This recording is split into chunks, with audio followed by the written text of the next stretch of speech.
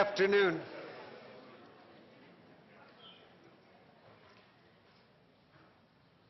Welcome to the Spring Symposium of the Urban Health Institute.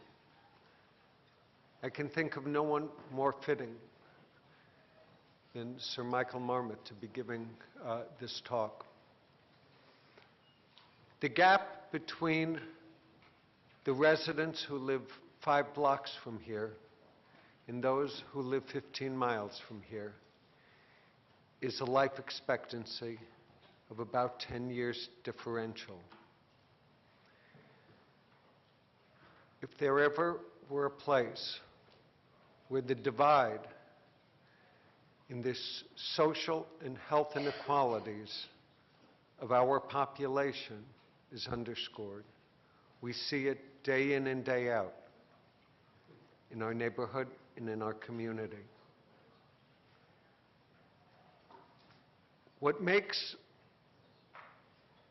Professor Marmot's work so both important and powerful is that it shows clearly what exists and points clear directions at what can be done.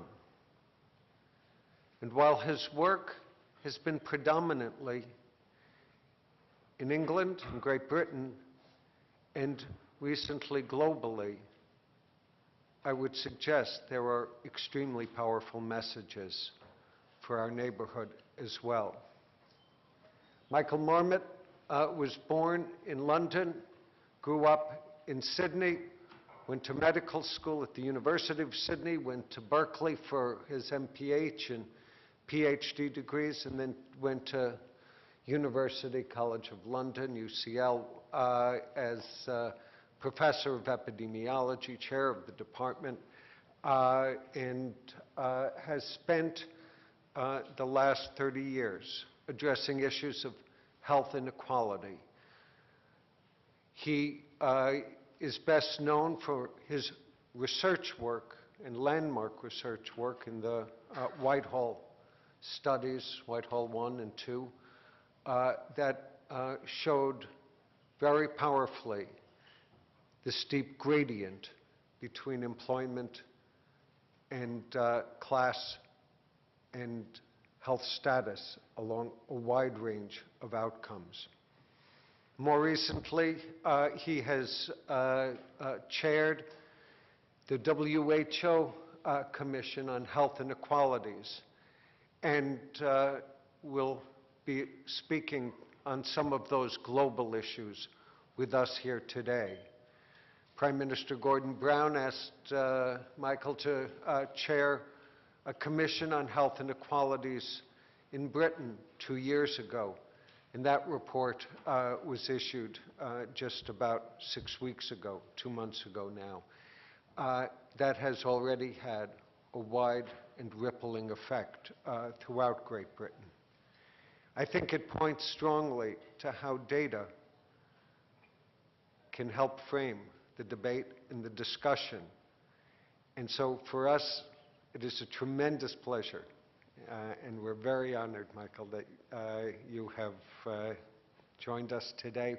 Please welcome Sir Michael Marmot.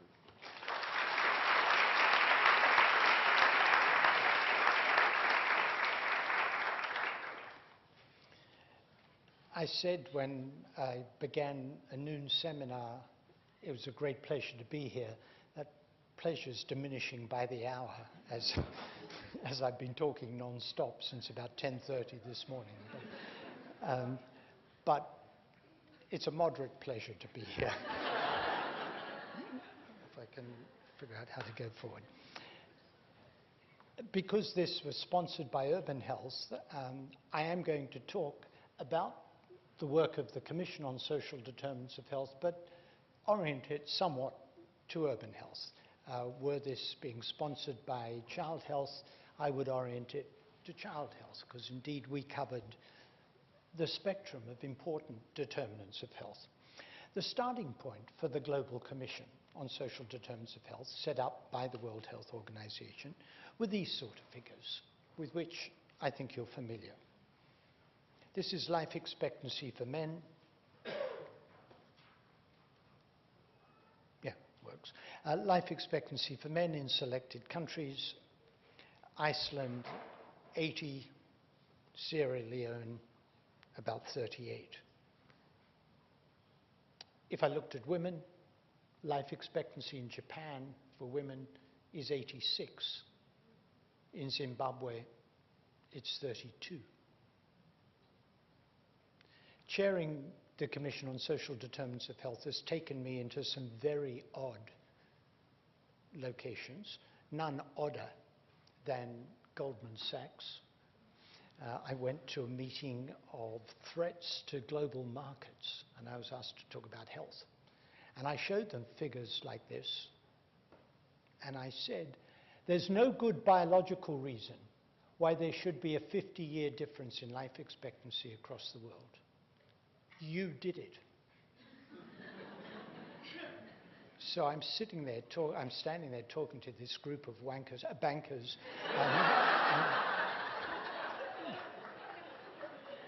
and the chair said to me, they look stunned. And indeed they did.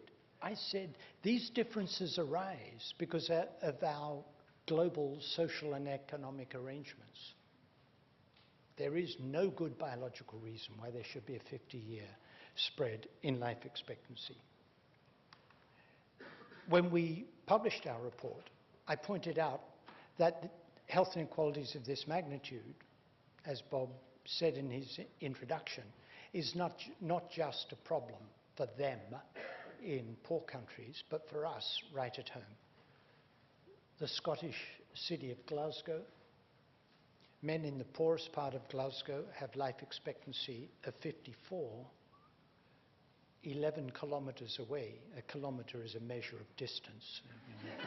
Just checking that you... 11 kilometres away, life expectancy in the richest part of Glasgow is 82. A 28-year difference in life expectancy in one Scottish city. Men in the poorest part of Glasgow have life expectancy that's 8 years shorter than the average in India, which is 62. 3/4 of the population of India lives on $2 a day or less. No one in Glasgow lives on $2 a day or less. You turn on the tap, the water's safe to drink. The food's safe to eat. Well, in the short term, it's safe to eat. Deep-fried Mars bars can do you in the long term. But in Glasgow, the poor die of heart disease and cancer and alcohol-related deaths. They don't die of diarrheal disease. So powerful is the operation of the social determinants.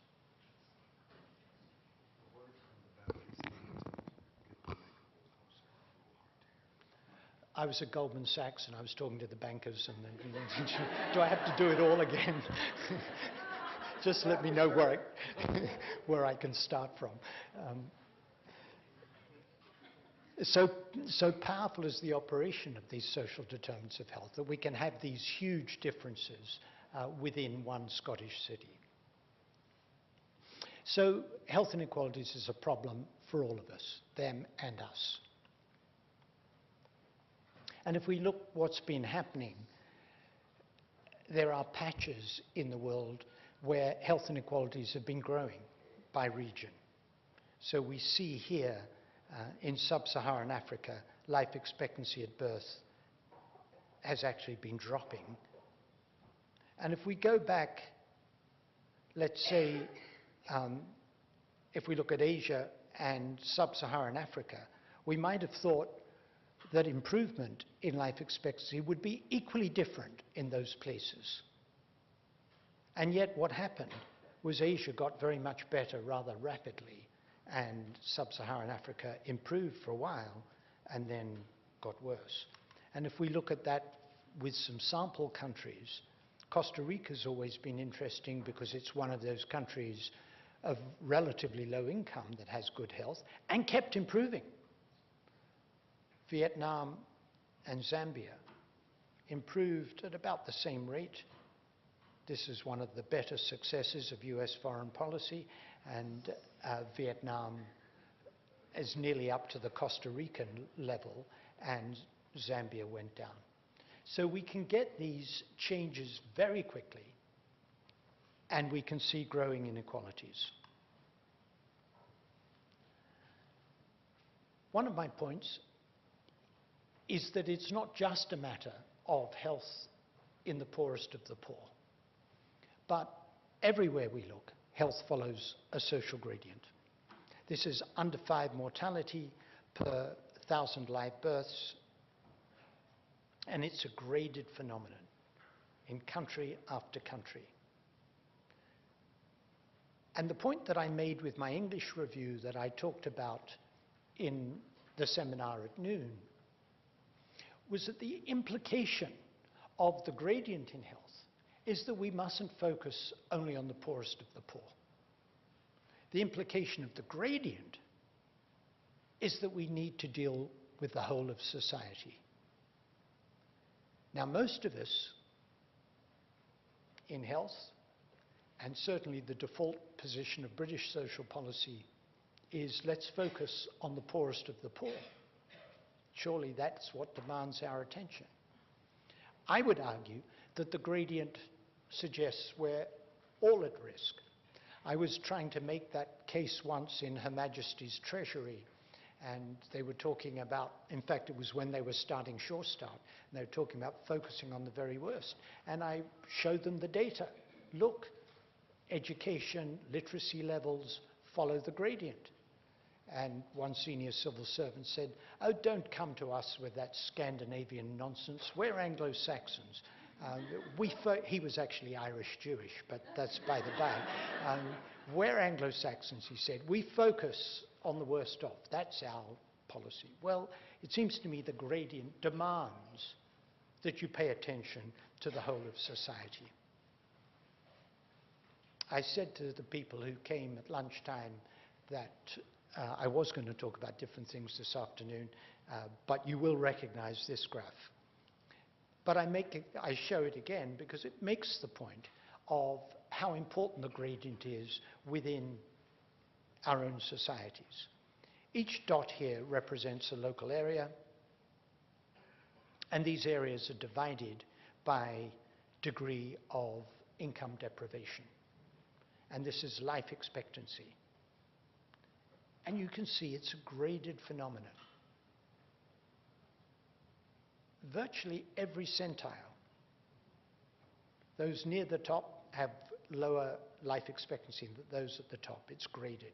And this much steeper graph is disability-free life expectancy. You cannot think that the problem of health inequalities is simply those down there, because it's a graded phenomenon, and we need to be taking action on the whole issue.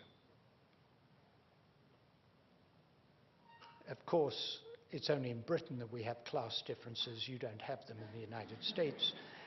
This is life expectancy by socioeconomic deprivation in the US, male and female combined. High deprived, high affluent there, this graded phenomenon. Now look what's been happening. 1980 to 82, 1998 to 2000, life expectancy for the most deprived improved by about 1.8 years. For the most affluent, life expectancy improved 1, 2, 3, about 3.5 years. So the gradient got steeper. And that's very important. So message 1 is the gradient. Message 2 is the slope of the gradient can change over time. People are often saying to me, and I get angry. Well, actually, I'm British. I don't get very angry. I get mildly irritated. I get mildly irritated when they say, okay, we accept your argument. Social and economic inequalities in society relate to health inequalities, but don't all societies have social and economic inequalities? Therefore, doesn't it follow that we'll always have health inequalities? And my argument is yes, but the slope changes. Look how rapidly the slope changes over time, how it got quickly steeper in less than 20 years in the US. So if it can change, not as a direct, deliberate effect of policy, but perhaps as an unintended consequence of social and economic changes, then perhaps we can pursue policies to make that gradient flatter. We've been working in the English city of Liverpool, not as big life expectancy differences in Glasgow, but it's a 10-year difference. And it's not just in the rich countries. Our colleagues from Brazil who are working with us in Porto Alegre, looking at cardiovascular deaths of people aged 45 to 64 by the socioeconomic level of districts: high, medium, low, low. And he's looked at attributable CVD deaths by saying everybody who's below the highest have their deaths attributable to being below the highest. And you can see this striking gradient. So we see it everywhere. Very important.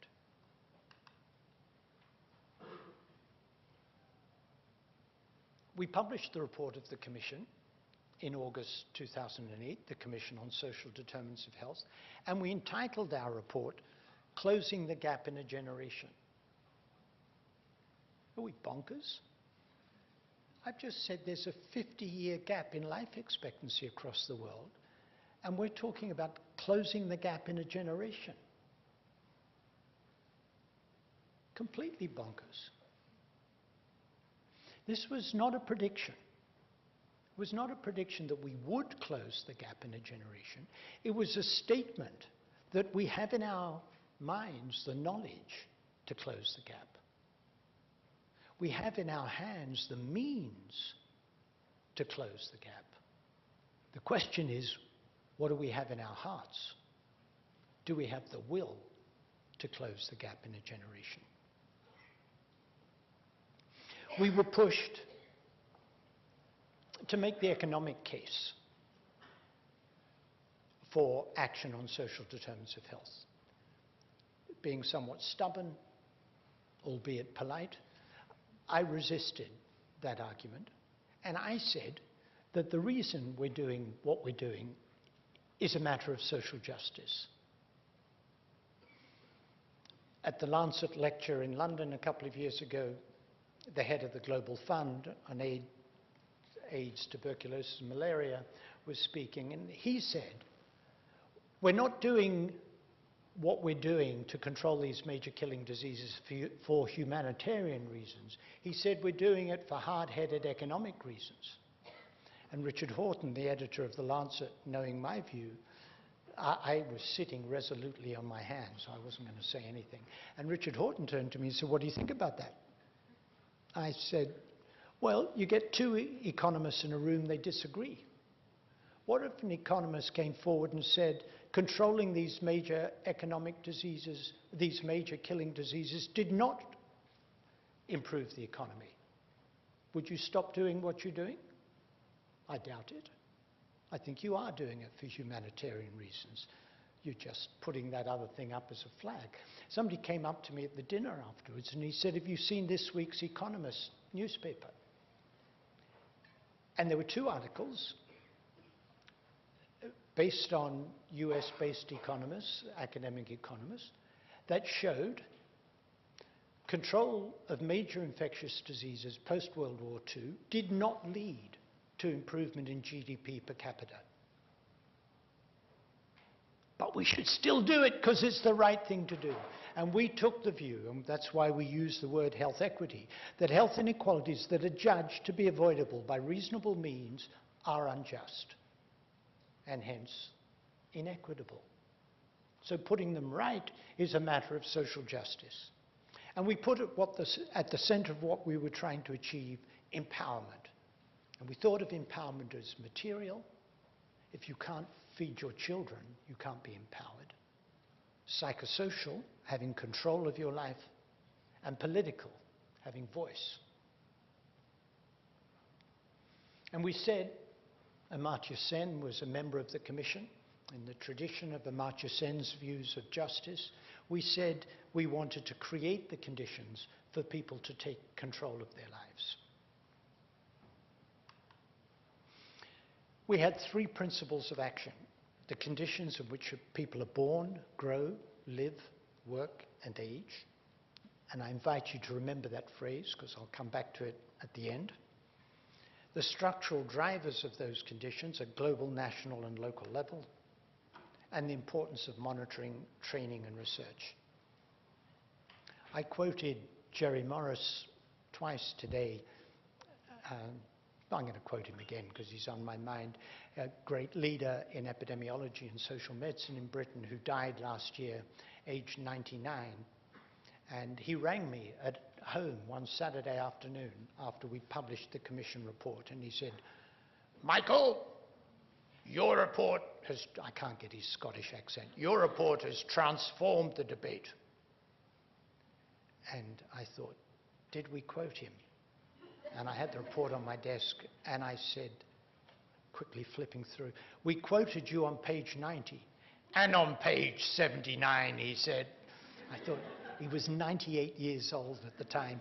The first thing he does is get the report and say, "Did they quote me?" Yeah, right. It's wonderful. I love it. And the third was the importance of monitoring, training, and research. And putting flesh on those bones in the conditions of daily life. We talk about early child development and education, healthy places, fair employment, social protection, universal health care, and in the broader structural drivers, health equity in all policies, good global governance, gender equity, political empowerment, market responsibility, and fair financing. We said that you very much have to put in that broader context actions on public health. And we used the phrase, the causes of the causes. We know about the causes of ill health. We need to look at the causes of the causes. I was in Norway last year, and the Minister of Foreign Affairs, the equivalent to your Secretary of State, the Minister of Foreign Affairs said, "I am a health minister. The decisions I take influence health." He said, every minister is a health minister. Every member of the cabinet takes decisions that have impact on health. And I would say every sector is a health sector. Now, this is not health hegemony. This is not the doctors taking over. But it is a recognition that the key drivers lie outside the health sector. Whatever the outcome of your miserable discussion about healthcare reform, whatever the outcome of that, and I hope it's a good outcome, although I'm probably not much more optimistic than most of you, that isn't going to solve the problem of health inequalities, because the key drivers of health inequalities lie outside the healthcare system. And it's our responsibility as people who work within the health system to work with those who have their hands on the levers that influence health. I talked about empowerment. I'm an embarras de richesse here. I've got too many buttons to press. There we are. Empowerment in action. These are data from Canada, from British Columbia. And they classified communities on these factors: self-government, participation in land claim, community control of health services, education, cultural facilities, and police and fire services. Something's happened to the label, but this is the number of these cultural factors that were present. And here we have youth suicide rates. The greater the degree of empowerment at the community level, in other words, the more community control there was over these, the lower the youth suicide rate. A chilling statistic. But it suggests the importance of empowerment at the community level. Let me give you a different example of empowerment. This example from India that was actually done by World Bank economists. They had children of different castes, 11-year-old children, and they did this experiment of giving them problems. In fact, they had to solve a number of mazes. And in the first set of experiments, they did not announce publicly what caste the children were. Interestingly, the performance was identical. I say interestingly because lower caste children come from more deprived backgrounds, and one might have expected, because of the deprivation of the background, they might have performed differently. But the lower caste children performed equally well with the upper caste children. Then, in a separate group of experiments, they drew attention publicly to the children's caste background. So the lower caste children now knew that the experimenter knew what caste they were, and the other children knew what caste they were. And under those conditions, the lower caste children did worse. And they did another whole series of experiments that I won't go into here. But the interpretation was that the children of lower caste clearly had the same ability. Once it was announced what caste they were, and that they were aware that everybody knew what caste they were, they knew the system was rigged against them, because you got rewards for solving puzzles. And they knew no matter how well I work,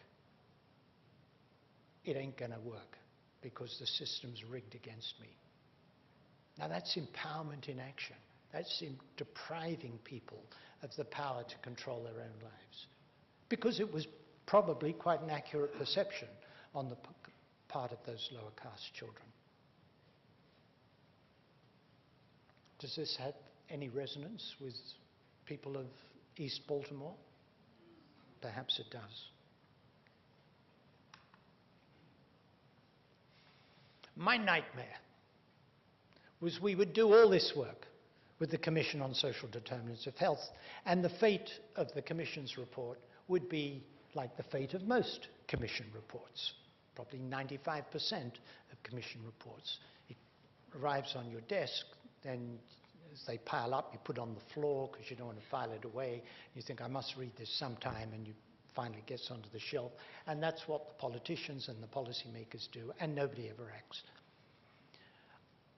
I would say that I'm not quite sleeping well, but I'm not having nightmares.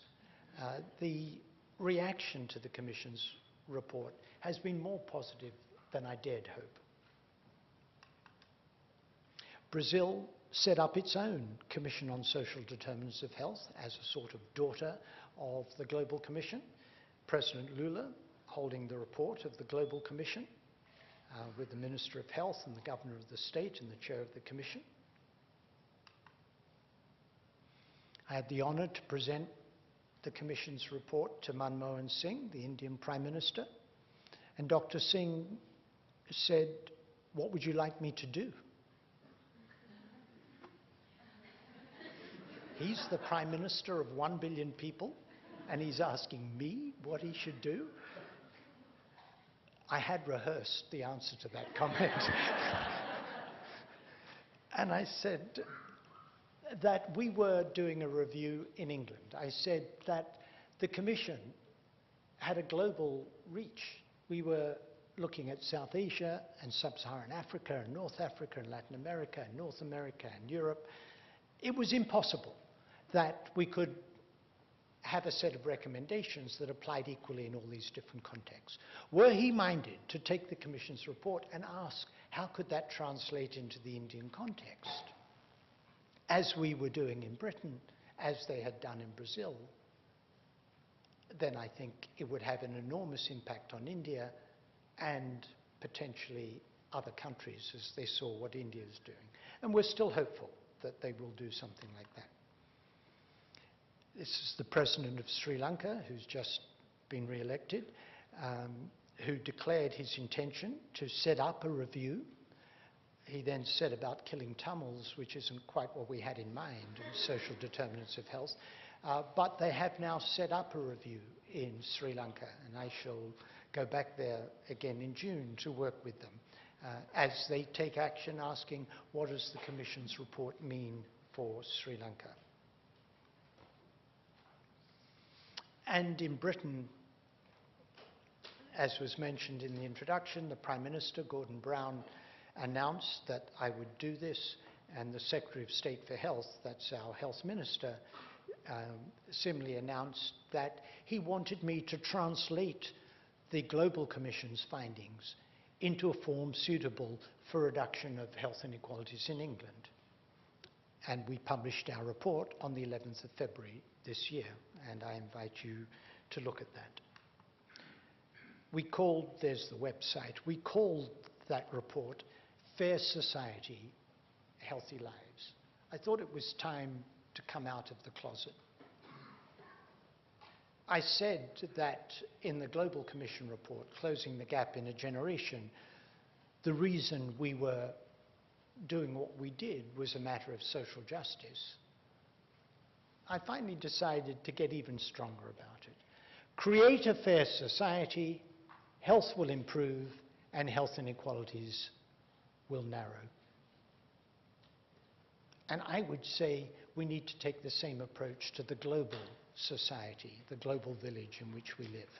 Create a fairer globe, and the 50-year difference in life expectancy will get less, and health will improve for everybody. With the English review,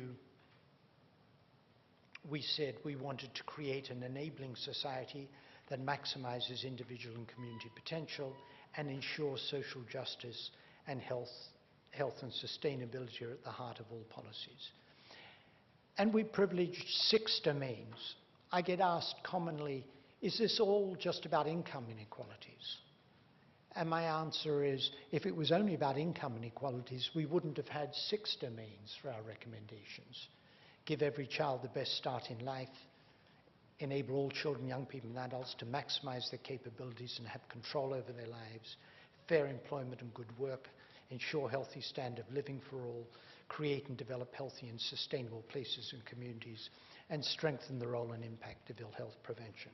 And I won't go into more detail on this, which I did at lunchtime.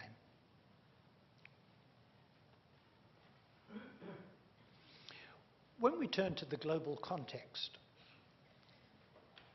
I'm aware that, at least in some quarters, people have finally recognized the importance of climate change. And I would say that climate change adds urgency to taking action on social determinants of health, but so does health inequity lend urgency to taking action on climate change. We have to bring those 2 agendas together. One was a bit more optimistic halfway through last year, and halfway through last year I was invited to address Kofi Annan's Global Humanitarian Forum on climate change, and I said, get health and health equity on the agenda for Copenhagen. The health and well-being of the world's poor and disadvantaged depend on it. And we all felt so optimistic. I think we need just to take a longer view in terms of the failure of Copenhagen. We'll get there.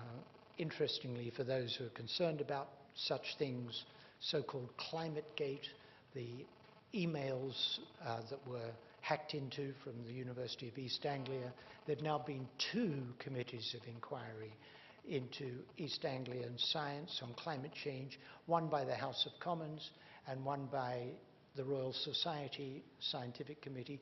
Both the Royal Society Committee reported this morning, and both say that the East Anglian scientists do not have a case to answer. They say they're a bit messy, as scientists commonly are, but the science is sound. So whatever you've read in the newspapers about how it was all based on manipulating data is not true.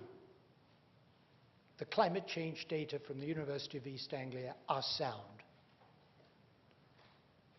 People, for their own political agendas, are trying to manipulate the evidence, but they can't change the evidence.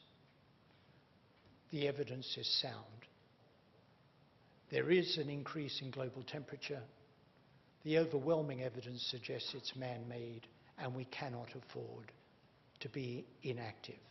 But I would argue we have to bring these agendas together.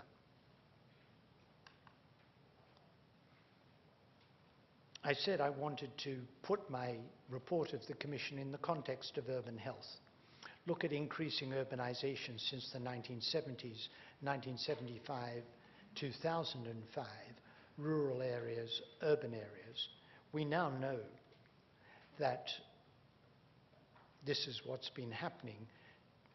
Rural population, urban population, there it was. The watershed. A majority of the world's population is now urban. It is urgent that we pay attention to urban health.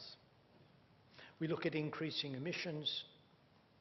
India, China, and Japan, they're different scales, by the way. That's Japan, and that's China and India. So it's not that China's emissions per capita are as high as Japan. They're different scales, but you see the dramatic increase. But how are we going to do this? It seems to me the only moral way is contraction and convergence. We can't say to China, you can't develop in the way that we did in the West. We did it, and we'll pump out carbon, but you can't. Contraction and convergence, it seems to me, is the only moral solution to this problem. And we need, as I would argue, we need to get a moral fervour in our discussion of health inequities. We need to get a moral fervour in our discussion of climate justice. I won't take you through all of this. Food system, big shifts from grain to meat. And of course, meat is much more carbon intensive than is grain. Droughts, as the vice chair of the IPCC said, who's from Kenya, that weather changes are somewhat inconvenient for people in the global north. They're life and death to people in the global south. So droughts, oil, the high price of oil are pushing up the costs of food production. So it's not just, as you know, when we had the big rise in prices, people talked about using agricultural land for biomass, for fuels. It's not only that, but the price of oil going up increases the cost of fuel production. Projected global trends in meat consumption in every region going up, with big impacts on the climate. When we look at nutrition globally, this is the prevalence of underweight children under 5 in Africa, in India. But like everything else, this has to be put in a social determinants context. Look at Kerala. Sorry, I'll get to Kerala in a moment. We've got here underweight and overweight. Mexico, prevalence of underweight, prevalence of overweight. 65, nearly 70% of Mexicans are overweight or obese. India now has more obesity and overweight than it does underweight.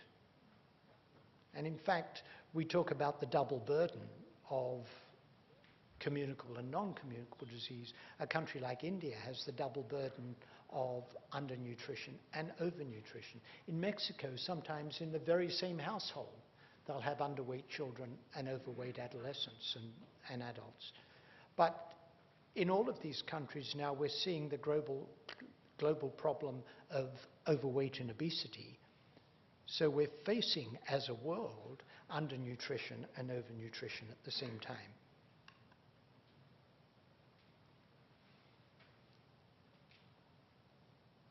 All of these need to be taken into account in adaptation to climate change: health systems, sanitation, food and water security, fuel, natural disaster preparedness.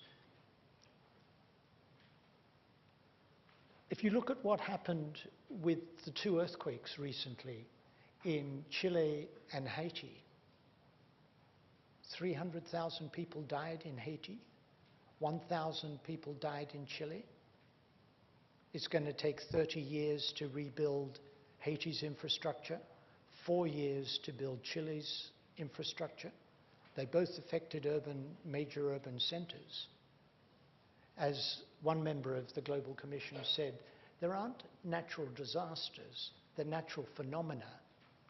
Social organization turn natural phenomena into disasters. The earthquake in Chile was much less a disaster than the earthquake in Haiti because of social and economic political organization. I scarcely believe this figure, so I blame it on the American Public Health Association because they gave it to me. The poorest fifth of US families earning less than $13,000 per year pay 42% of their income to own and drive a vehicle. And my first reaction is, if you're only earning $13,000 a year, why would you pay 40% of that to own and drive a vehicle? Wake up. If there's no public transport, what alternative do you have? Hang on.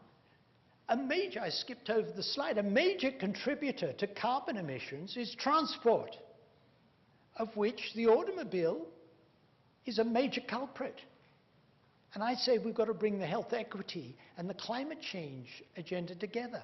Public transport, subsidized public transport, would be a major contributor to allowing poor families to get around without having to spend 40% of their income owning a vehicle when they have no alternative because there's no public transport. And if they're spending that money on transport, they're not spending it on food or education or other things. We have to bring the health equity and the climate change agenda together. And it's not just the poorest families. This is 28 metropolitan areas in the US, housing, transport, food, and health care for all households, and then working families, not on welfare, with incomes between 20 and 50,000. The relatively poor families spend a higher proportion on transport, 50% more of their income on food and on health care. In a way, these are measures of relative poverty, how much you spend on transport and food. But if the community got involved, if the state got involved in subsidizing public transport, it would be good for the climate change agenda and it would be good for the health equity agenda.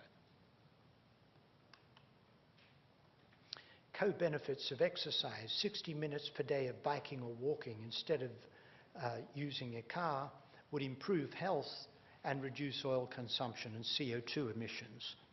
And some bright sparkers translated this into billions of oil barrels by exercise equivalent imported and domestic production. I won't go through it, but cycling, walking, and total consumption. That by cycling and walking, we could save the consumption of billions of oil barrels per day.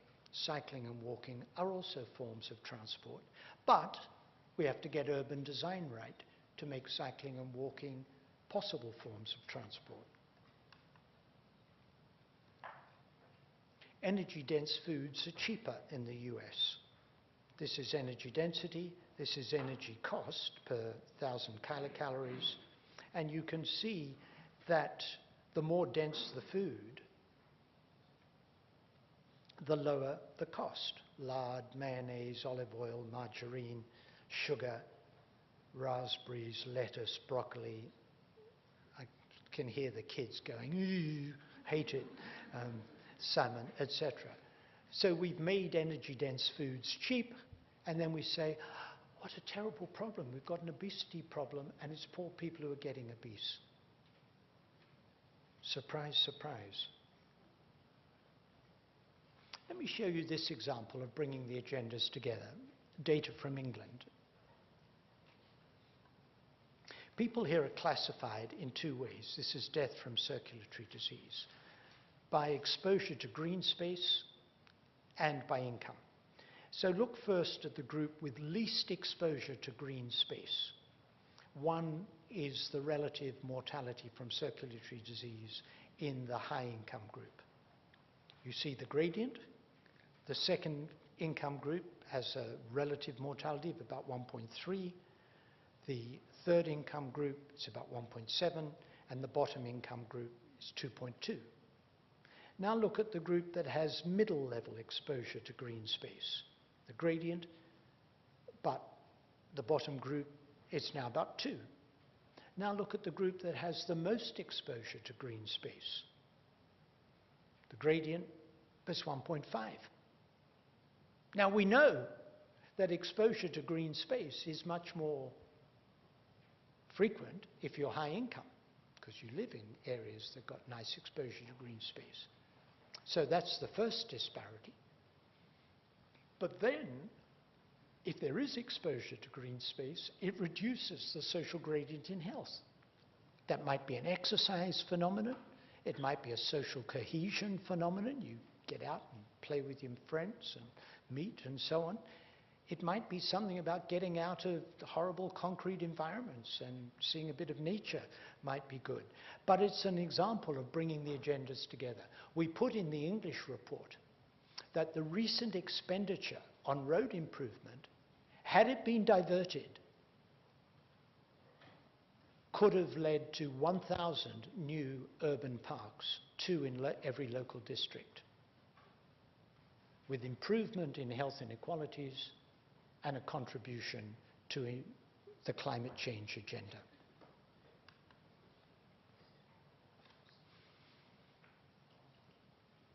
A colleague from Brazil that I quoted earlier has been looking at segregation in Porto Alegre in Rio Grande do Sul. I'm not sure how well this shows you, but this is a high-income area. They've got nice artificial lakes, houses beautifully spread around the lake, and they'd really rather the poor people didn't mess up this nice environment. So they built a big wall to separate the favela on this side from the nice urban dwellings on that side. Just keep the poor people out. Separate communities, by golly.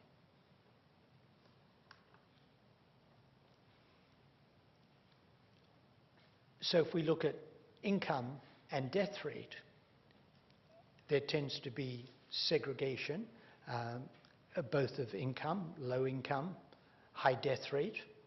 It tends to be the same areas. It's not perfect, but he's doing work now on looking at residential segregation and showing the more segregated, the more benefit to the rich and the more disbenefit to the poor. So segregation benefits the rich and is disbenefit to the poor. And I said in our post-lunch discussion this afternoon, inequality damages social cohesion. Inequality is not some little epiphenomenon, nor is it the motor that drives the economy. Inequality is a major damage to social cohesion. In Porto Alegre, they build walls to separate the poor from the rich. You have conceptual walls in Baltimore rather than physical walls, but I'm willing to hazard a guess that the segregation in effect is rather similar. And that means that the rich don't have a stake in what happens in the poor area unless it's a bit inconvenient. They have to travel through those areas. Because inequality erodes social cohesion. You inhabit different universes. And what happens to those poor people is a bit like what happens to the snow leopard. You sort of feel it, would be quite nice that the snow leopard were preserved, and you're willing to donate a few dollars to the charity that wants to preserve snow leopards, but you don't feel it any more keenly than that. But if you're all part of one cohesive whole, you do feel it keenly. You actually feel a responsibility if people are suffering in your society. And the greater the degree of inequality, the less likely is that to happen.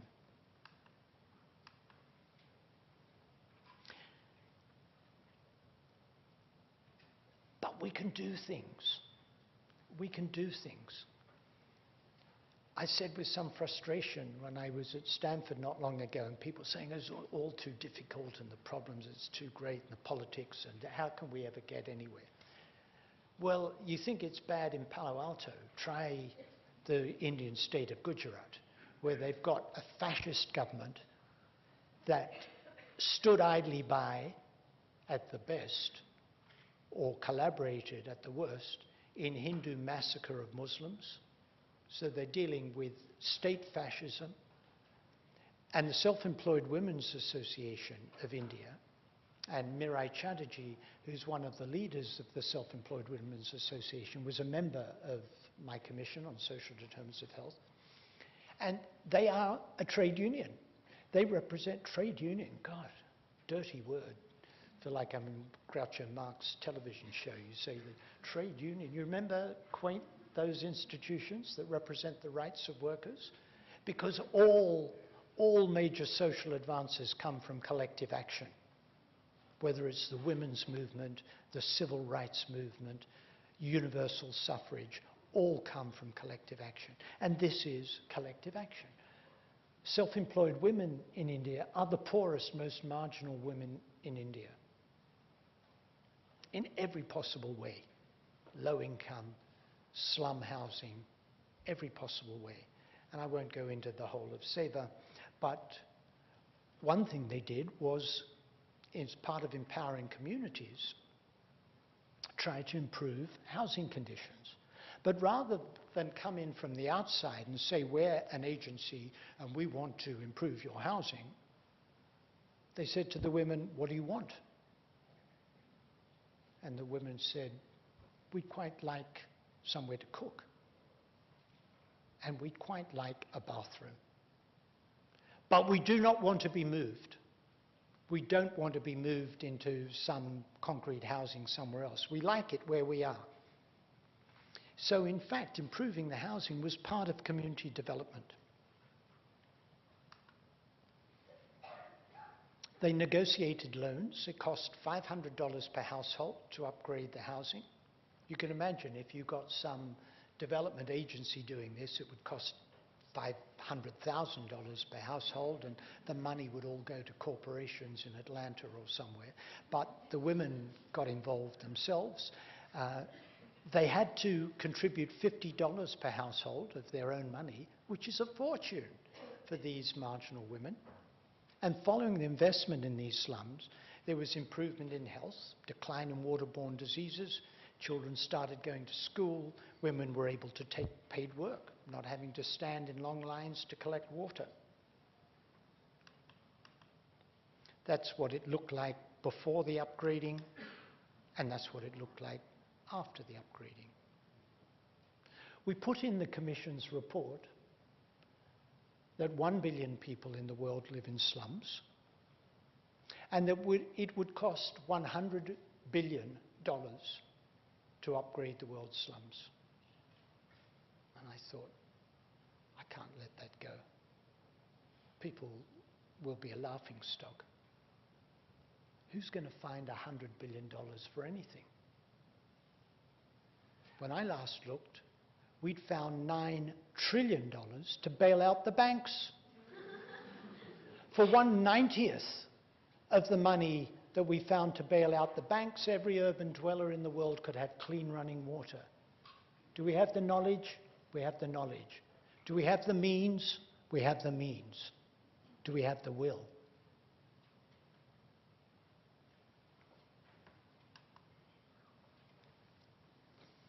Empowerment at work is important.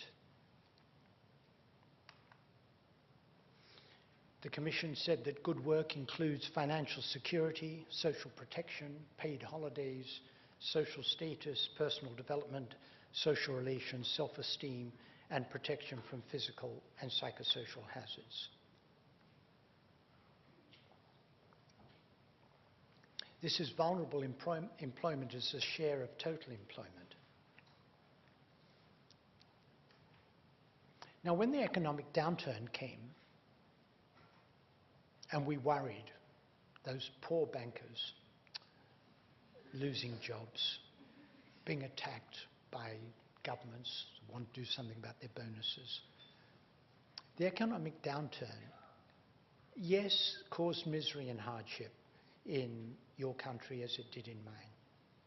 But it's a matter of life and death to people in vulnerable employment. And of course, it doesn't lead to an increase in unemployment in sub-Saharan Africa because they have no unemployment statistics. You can't turn up and get your benefits. People have to work. They'll do anything to get a few rupees or a few dollars or a few shillings to feed their children. So the global economic crisis, which we engineered, leads to passing misery in our countries and life and death and intolerable worsening of conditions in poor countries. We were talking about this at lunchtime, the family planning agenda. We can have debates about whether this contraception or that means of contraception, or whether you're allowed to push contraception at all. Does it contravene somebody's religious beliefs in God knows where? The issue is empower women, and you don't have to think about the family planning agenda nearly to the same extent. In country after country, no education, secondary education, and this is births per woman. Empower women, and all sorts of problems improve. Empowerment has to be at the center of our global health agenda. BRAC in Bangladesh, microfinance. In Bangladesh, almost 90% of girls are married before 18 in some regions. Microfinance program for girls in 2004. 3 years later, 40,000 adolescent girls had gained confidence, skills and capital to run their own businesses and manage their own resources and take control of their own reproduction, get married at a later age, have fewer children.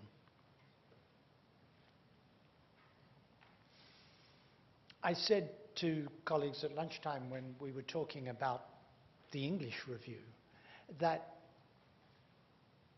the response I had from the community in the English city of Liverpool, from community groups, was along these lines. They said to me, we don't want outside experts coming and telling us what we should be aiming for. Our values should shape our goals. That's what community empowerment means. Deciding what your values are and having our values shape our goals. They said it's the nature of society that's the issue, not just the quality of programs and services. The measurements should reflect what we want to achieve, and the journey is important as well as the destination, the importance of local ownership. I said I wanted to invite you to remember this phrase. I was invited to address the Economic and Social Council of the United Nations, the high-level segment, which was held in July in Geneva last year. That was nice. But what was thrilling to me was that Ban Ki-moon, the Secretary General, in his opening address to ECOSOC, said this: inequities in health outcomes persist within and among countries. Most of the difference is attributable to the conditions in which people are born, grow, live, work, and age. I was chairing a session of ECOSOC the next day, and I said to the president of ECOSOC, do you think Ban Ki-moon, the Secretary General, knew he was quoting from the Commission report when he said that phrase? And she said, that phrase is out there. I'm hearing it from all over. So at least it's being taken up.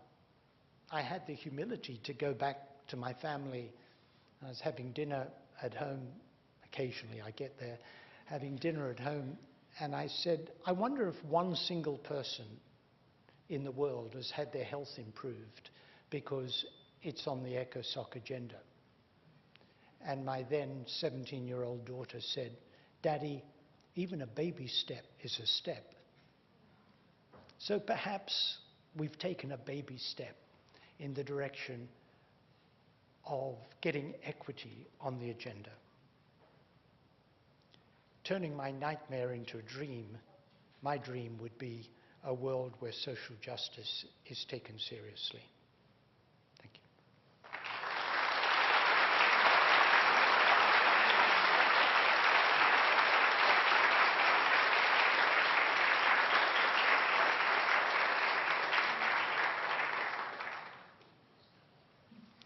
Thank you very much. To reflect on Professor Marmot's presentation, we're very fortunate to have two colleagues. Martha Hill is the Dean of the School of Nursing. She graduated here from Johns Hopkins School of Nursing, went to the University of Pennsylvania, returned to the Bloomberg School for her doctorate, and has been at the School of Nursing since about 1985. She really has built her entire career working in East Baltimore. Her research is focused on hypertension, and particularly hypertension among African American males. Because of her work, she has been named to, became the president of the American Heart Association, named to the National Academies of Science, Institute of Medicine, where she serves on the Executive Council. I'm not sure that's the right name of it, but the Executive Council of the IOM. She co-chaired a study entitled Unequal Treatment about a decade ago or so. And the issues that we're talking about have clearly informed and been the cornerstone of her entire professional career. Dean Emeritus Al Sommer graduated from Harvard, came here, did his, in medicine, came here and did his master's degree in epidemiology, is an ophthalmologist, professor in ophthalmology, and subsequently in 1992 became Dean of the Bloomberg School of Public Health. Most all of you are well familiar. Al's career has been marked by numerous extraordinary things, but his cornerstone research contributions globally have been in the area of vitamin A. That research and the intervention research that followed it is attributed with saving millions of people's visions and perhaps an equal number of young children's lives as we've come to both understand that vitamin A deficiency predisposes infants to a wide range of causes of mortality and as well as morbidity and blindness. Because of that work, Al was named to the Institute of Medicine as the recipient of the Albert Lasker Award, which is the most esteemed award that the United States gives in science, and is as familiar as anyone in this community with the issues that we face. So thank you all for joining us. I'd invite you to the table, but perhaps before that, I would ask Martha to lead off with some comments, then Al, and then we will open it for discussion. Do you want to speak from up here? Sure. There's room. Well, thank you, Bob, and thank you very much, Dr. Marmot, and good afternoon to all of you. Yes, you're correct. I have devoted most of my professional career to looking at social determinants of health and asking the question, what do nurses do and what difference does it make?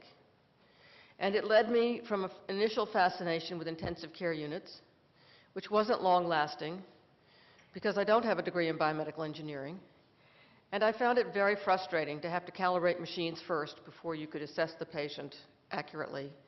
And then it was very difficult for me not to be able to have a social interaction with the patients and their families where you could really, where I felt competent to be able to help them in times of such urgent crisis.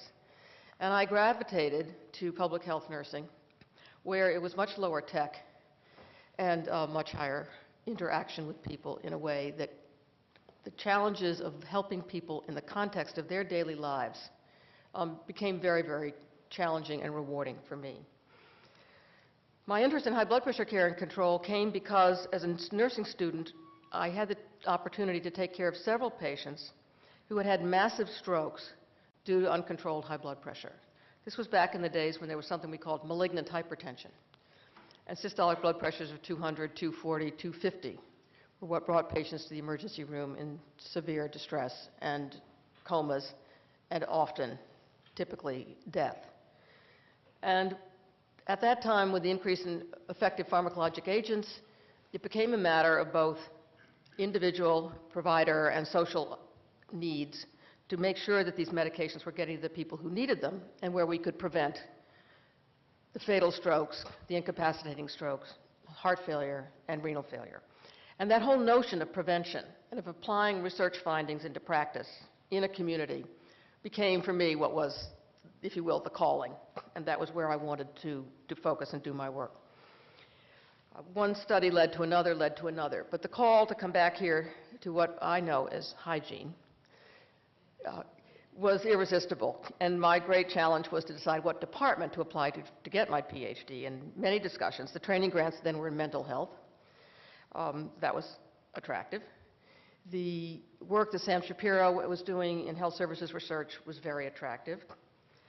The coursework in epidemiology was important to learn and understand.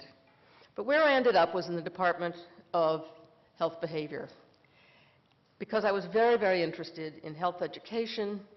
I was very interested in the social determinants of health, and in looking at what we could do within organizations that delivered care, and how we could train providers, and how we could work with individual patients. I wanted to understand more about that, and I wanted to be able to try to increase not only our understanding, but the effectiveness of what we knew. The two greatest opportunities I have had in work, one was the IOM report that Bob referred to. That was in 2002 that it was published. I got a call one day in my office saying, from a senior staff person at the IOM saying, "I've read all your work. I want to talk to you. Would you come down and meet with us?" And they were very interested in the work that we had done at that point. It was with my colleagues David Levine and Lee Bone, both of whom are deeply rooted in this school. Work that we had done in West Baltimore as well as East Baltimore, looking at factors that influence high blood pressure care and control. And these were a series of studies. David and Lee did one in the emergency room, looking at factors that influence people who arrived there with uncontrolled blood pressures, and then following what happened to them after they were discharged from the emergency room.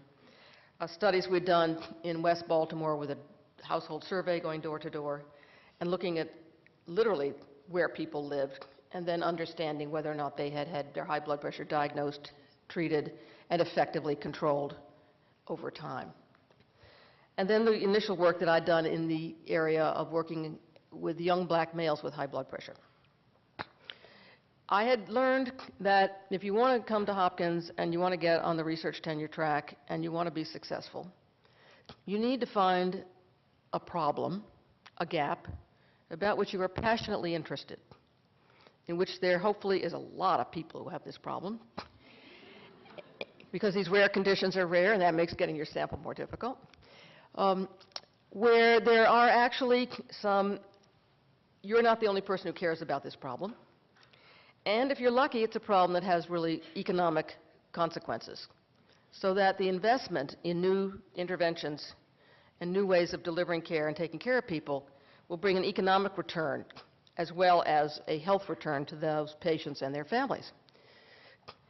So my interest in high blood pressure care and control, and looking at the national data, what we saw was that young black males were the group, the age, sex, race group, that had the poorest rates of diagnosis, the poorest rates of treatment, and the lowest rates of control. And they had the highest rates of complications because of the fact that they were so poorly diagnosed, treated, and controlled. And I thought, this is it. This is the path. This is the way. Because from my public health nursing experiences and my experience running nurse-run clinics, the group of patients where you saw the most devastating problems were in the young and were in the males. And so that became my way of saying, this is a prevalent problem. This is a serious problem. There are horrible consequences here. And there's a lot that could be done if we could just get the treatment interventions lined up.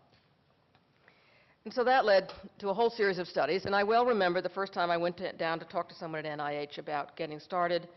And I had this grand vision about setting up nurse-run clinics, and we were going to have community health workers, and we were going to find these young men, and we were going to engage them in trustful relationships, and we were going to get these blood pressures down and keep people off dialysis and out of the stroke units. And after I described this to the project officer, the person said, "What makes you think you could do this?"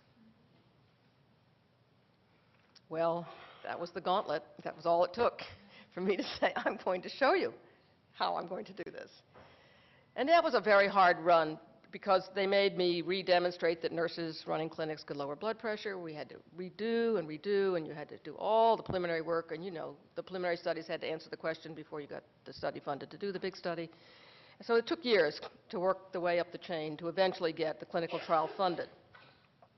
And then we were able to get funding for 12 months, and then we extended it to 36, and then we were able to extend it to 5-year follow-up of this cohort. These men, average age 41, 76% unemployed, 64% had spent at least one night in jail. The majority had multiple addictions. 64% had 2 or 3 addictions, drugs, alcohol, tobacco. Were, I will tell you, a marvelous group to work with. And within the group, there was enormous heterogeneity and great strength. We learned a lot. They taught us a great deal. Someone say, "Oh, you've got to study John Henryism. You know, they're really angry. They're really, disadvantaged. They're stressed. This is what's going on." When we evaluated John Henryism, we had very low scores and very little variation. And we continually did formative and summative evaluation as we did the study. And so we'd sit with the men that were waiting for the appointments and talk with them and ask them questions. And one question was, "Can you help us understand the results of these John Henry questions?" And one said, "Well, there's no point in getting angry and upset. There are no jobs." And I said to myself, I think that's what they call learned helplessness. And we then looked at depression. 34% of them had clinical depression that it was unpicked up. But if you don't evaluate, you don't know, and there you are. So we did a whole series of work. And to make a long story short, we followed this cohort for 5 years. We were able to get blood pressure control rates down. We found some drift at year 4 and year 5.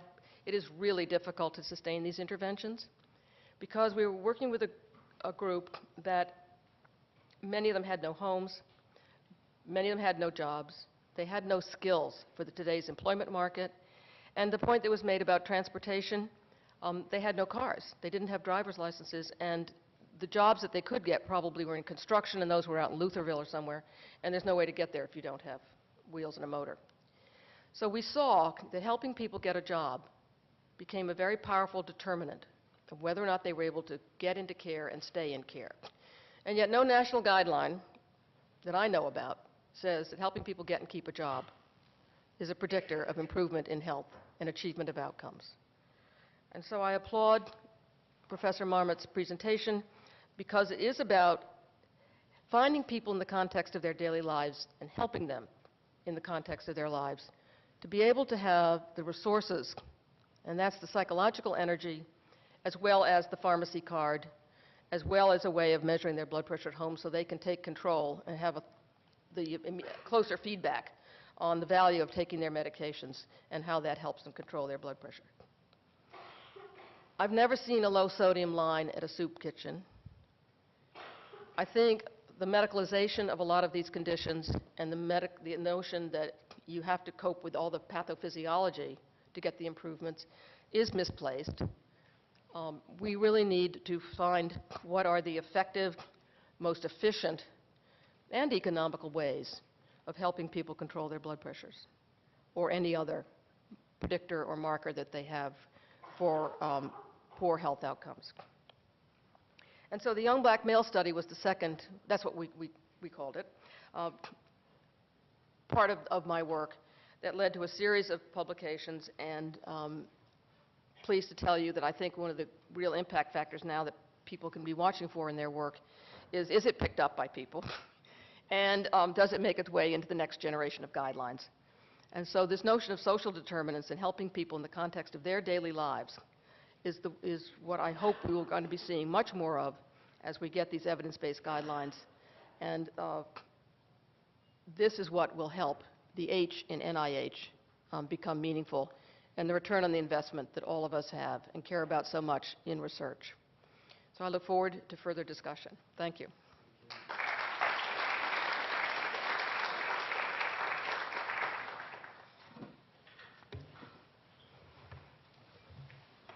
So this will be brief, but as you know, I can't do anything without having PowerPoint. And here we go.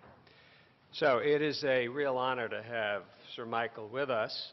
He has been, he doesn't know this, but he's been a hero of mine.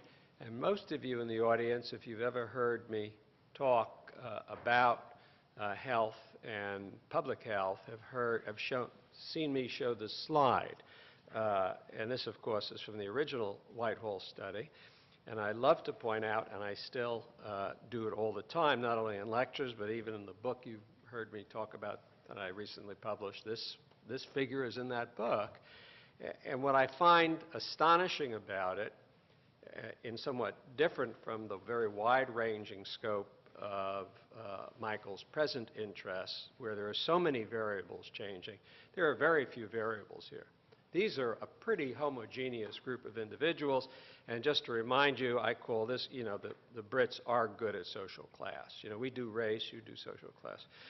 So this is the highest social class, and I refer to them as the born to lead class. These are the professional and executive classes, that's us, that I would posit, though you might educate me otherwise, are probably better educated, in fact, than the born to lead class, because they are professionals.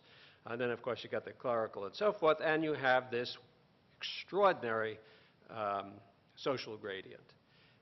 And even when you correct for all those things that we think about correcting, smoking habits, obesity, what have you, you still have this social gradient. And I've told more than probably 10,000 people now in lectures like this that if I were to start my research career over again, this is what I would work on, because it is absolutely fascinating. It gets a little bit more confusing as you go wider around the world. He's touched on this. It's another area that you looked at. Again, patients surviving in Ontario, Canada, having had a myocardial infarction. They're all in the same healthcare system. It's single payer in Canada, and this is only one place in Canada. And again, you look at the income quintiles, and of course, the people with the highest income quintiles are having better survival outcomes than are those who are being taken care of in the lower income quintiles. Go explain that. This is something that we could have, because I have this slide, I just couldn't find it this morning. For New York City, you looked at health disparities in the early 1900s. Blacks in Harlem died at 3 times the rate as people living on the Upper West Side. And of course, I think Michael was referring to this in part, because he did mention and then moved on, because he thought he was coming back related to Kerala. So this is U.S. White male survival. This is Kerala, India. This is Bangladesh, and this is blacks in Harlem. There are lots of reasons for that being the case. Too many for me to go into. This data does come from his colleague Amartya Sen, who sits on a commission with me as well. There are lots of, here's one explanation: homicide rates, white males, black males, totally different from the rest of the population. And in fact, the mortality rates in the United States from assault are an astonishing 6 times the rate in any other OECD country. 6 times.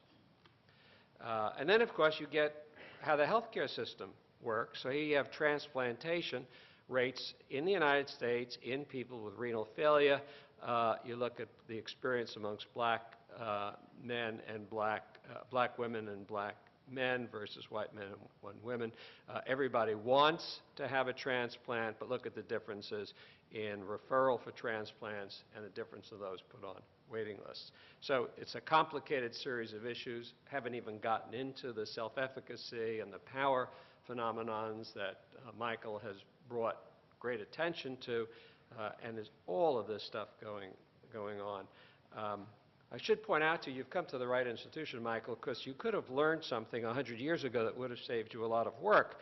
William Henry Welch, our first dean, famously said, "It's a well-known fact that there are no social, no industrial, and no economic problems which are not related to problems of health." I had the feeling that we had a speech that just before this that was sort of a combination of Jeff Sachs and Amartya Sen, and I mean that in the very best way. Michael, we're delighted that you're here and that you addressed this. Thank you.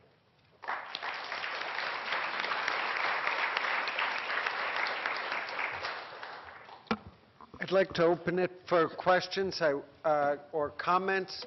I would ask that please use the microphone on one or another side.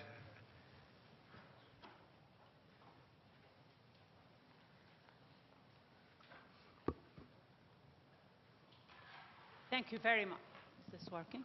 Thank you very much.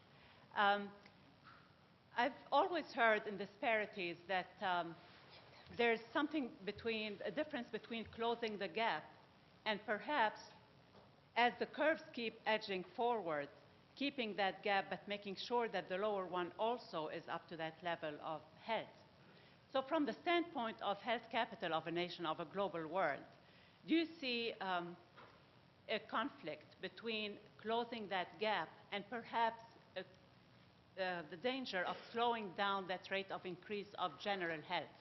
And is there a point beyond which, so at what point do we know that we have achieved the outcome, closing the gap? It's an interesting question. Somebody will often say, aha, I know that the way you want to close the gap, reduce inequalities, is to make things worse for the best off, to retard their improvement. And some bright spark will often say that. I've said that there should be no conflict between improving health for everybody and getting the people who are not sharing the benefits that are leading to the improvement in the best off to share a greater to have a greater share of those benefits. I've been told by economists, Michael, you can't get away with that. There's a trade-off. There's always a trade-off. I hate economists.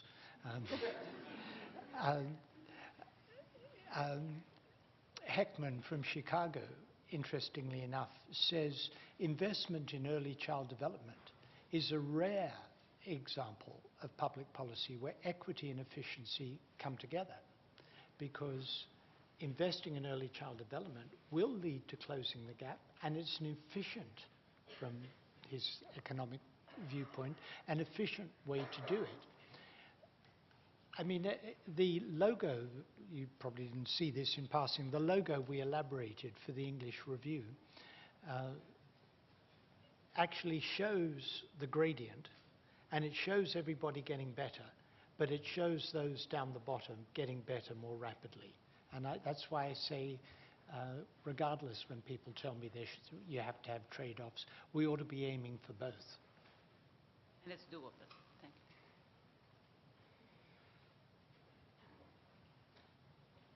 Perhaps one other question? Thank you so much for the talk. It was very interesting.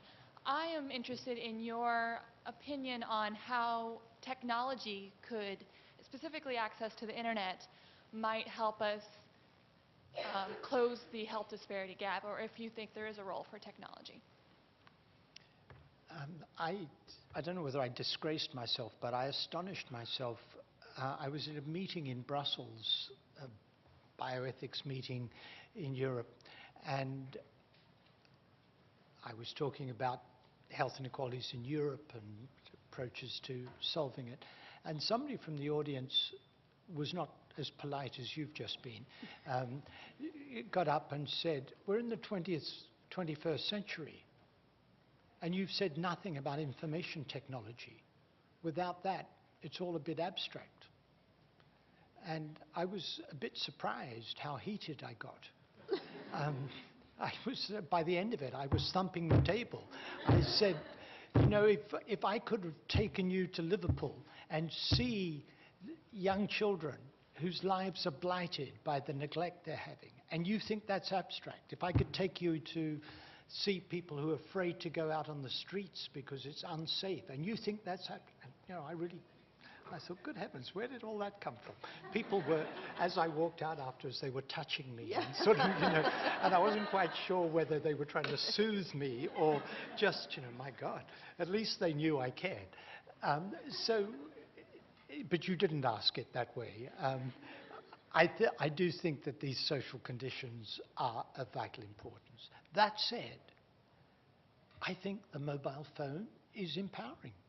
The fact that my colleagues in India can talk to each other now. When I was first in India 35 years ago, it used to take 2 days to make a telephone call. Now people get on the mobile phone. I think the internet is empowering. Now, I don't think that's going to solve the problems of the favelas in Brazil, but I think it is one step in the right direction of empowerment. So I think technology does matter, and I think it is an aid, but we need to get the social conditions right, because we need to be very careful that, and it's a discussion I've had about education. My colleagues who've prepared evidence for us on education say that innovations in education increase inequalities in educational outcome.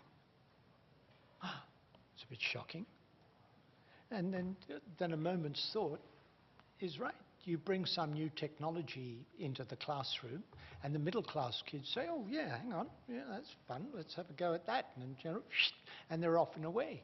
And the kids from deprived backgrounds, a bit like those Indian children solving mazes who are told that you're disempowered, then they say, oh gosh, I can't touch this technology. So the kids from more privileged backgrounds are off and away, and the kids from more deprived backgrounds aren't in a position to take advantage of the new technology. So I think technology is potentially very important, but we need then to look at the distribution and how it is influenced by the social determinants. I would like to continue the conversation, and we will be able to at the reception in Finestone. Please join us, and thank both Professor Marmot and Dean Hall. Thank you very much. I enjoyed it very much. Thank you. My favorite paper here is